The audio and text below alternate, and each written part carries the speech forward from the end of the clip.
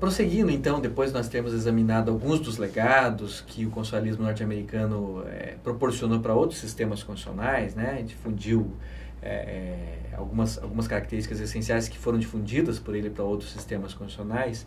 Nós vamos examinar, como fizemos na matriz britânica, alguns direitos e garantias fundamentais presentes no direito constitucional norte-americano e que também serão influentes sobre outros sistemas, né?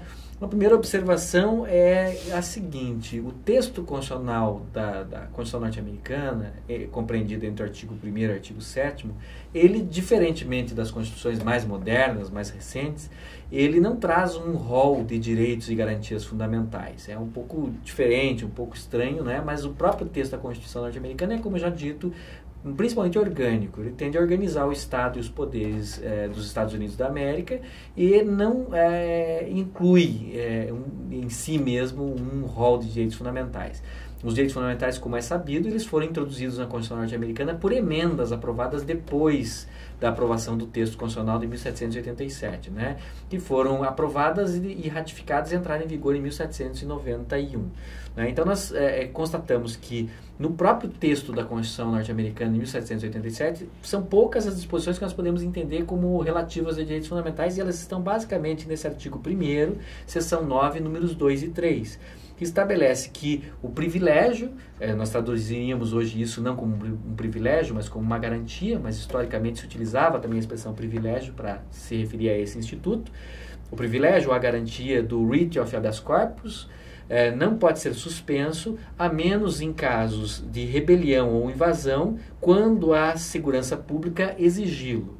Não pode se aprovar nenhum bill of attainder ou alguma ex post facto law, ou seja, nenhuma lei ex post facto, nenhuma lei retroativa. Bill of attainder é uma lei que condena determinadas pessoas a uma pena, independentemente de processo. Isso era uma prática que existia anteriormente, que a Constituição norte-americana, já no seu texto, proíbe ao legislativo aprovar bill of attainder, né? Aprovar essas leis condenatórias que independem de processo, né? E assim também as leis retroativas, né? As leis retroativas também são restringidas aqui. É óbvio que essa restrição à retroatividade das leis, ela foi interpretada depois pelos tribunais e ela é entendida hoje, em direito constitucional norte-americano, como atingindo apenas leis penais. Então, leis penais não podem ter retroatividade. Leis que não sejam leis penais, é possível que elas ostentem eficácia retroativa.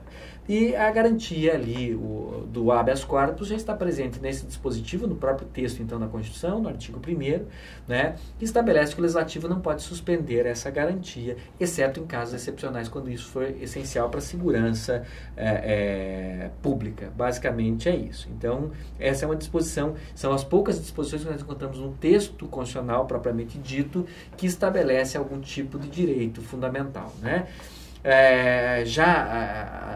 O rol mais desenvolvido, como já dito, está nas emendas, principalmente na primeira a 10ª, que é chamada de Bill of Rights, né, comumente apelidada de Bill of Rights, que não se confunde, obviamente, com o Bill of Rights da matriz britânica que nós já examinamos, e mais algumas emendas que foram aprovadas depois da 10ª, como a 13ª e a 14ª, que dizem respeito de maneira mais ou menos direta a direitos, liberdades e garantias fundamentais, né?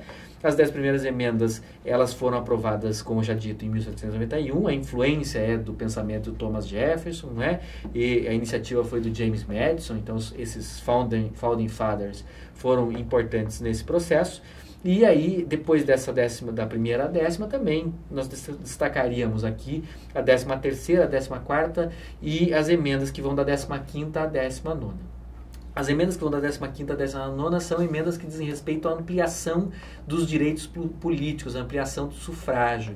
Significa que essas emendas foram eliminando restrições aos direitos políticos, restrições ao sufrágio, e foram convertendo o sufrágio, que originalmente nos Estados Unidos era um sufrágio restrito, em um sufrágio universal.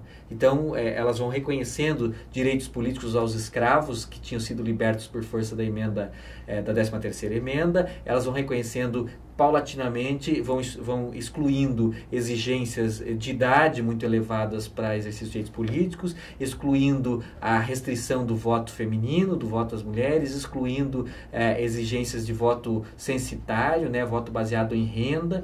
Elas vão universalizando o sufrágio e, portanto, são relativas a direitos fundamentais e são importantes do ponto de vista do desenvolvimento da democracia norte-americana.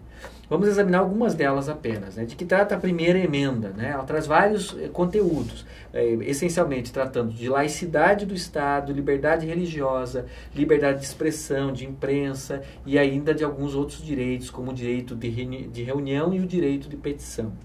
A segunda emenda é a famosa emenda que estabelece o direito ao porte de armas, né?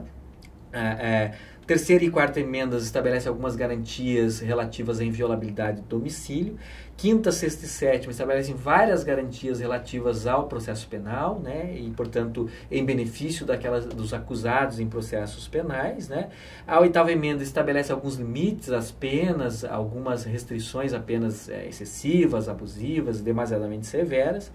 A nona emenda, a nona e a décima, elas abrem o rol de direitos fundamentais, de certa maneira garantindo que outros direitos, além desses previstos nas emendas da Constituição norte-americana, também são admitidos, também são titularizados pelas pessoas, pelo povo norte-americano. Então, também, essas duas emendas têm essa característica, elas estão, de certa maneira, na origem do nosso parágrafo 2º do artigo 5º da Constituição Federal de 1988, da Constituição brasileira vigente. A 13ª, que já é de 1865, não mais de 1791, ela é ratificada em 1865, ela é a emenda que traduz ou que produz a abolição da escravidão nos Estados Unidos. A 14ª emenda, como já mencionado, de 1868, ela estabelece o devido processo legal, ela amplia, na verdade o devido processo legal já aparece em emenda anterior, mas essa emenda amplia o significado do devido processo legal nos Estados Unidos e introduz uma cláusula chamada de Equal Protection, que nós vamos examinar. A 15ª emenda de 1870, ela estabelece o voto dos ex-escravos. A 19ª, já de 1920, já uma emenda do século XX, o voto feminino. A 24ª, de 1964, mais recente, portanto, estabelece exatamente, impede a restrição de votos por questões pecuniárias, né? Ou seja, impede o condicionamento do direito do sufrágio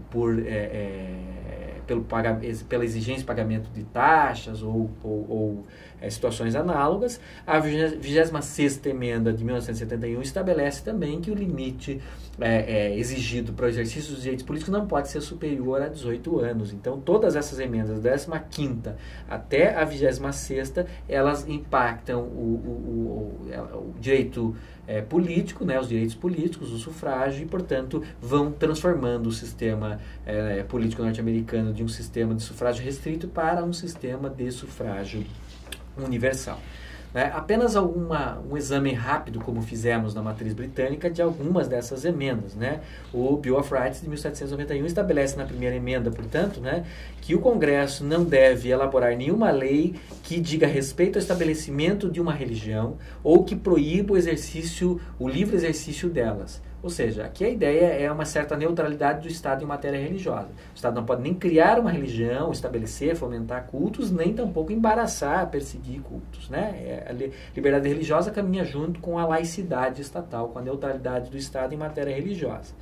O Congresso também não pode restringir a liberdade de fala ou de imprensa, né? Então, aqui nós temos a garantia da liberdade de expressão e da liberdade de imprensa, que são importantes componentes da democracia e do direito constitucional aqui norte-americano, e tampouco o direito do povo de se reunir pacificamente, né? Então, também aqui o direito de reunião, né? Desde que seja uma reunião de caráter pacífico, e ainda o direito de petição ao governo que busque a reparação de gravames, a reparação de prejuízos sofridos pelos cidadãos por alguma ação governamental. Então também o direito de petição é garantido pela primeira emenda. A segunda emenda estabelece o seguinte: sendo uma milícia, né, um corpo militar bem regulado, necessário à segurança de um Estado livre, o direito das pessoas de manter e portar armas não pode ser infringido, não pode ser violado. Então é a famosa emenda, né, tão polêmica até recentemente, né, e até hoje, que garante a todos os norte-americanos o acesso e a posse de armas de fogo, né? A terceira emenda: nenhum soldado pode, em tempo de paz, ser aquartelado em nenhuma casa, sem o consentimento do proprietário, nem em tempo de guerra, senão de uma maneira que esteja prescrita em lei. Então, é uma garantia da inviolabilidade do domicílio, né, quanto ao aquartelamento de militares em casas, em residências.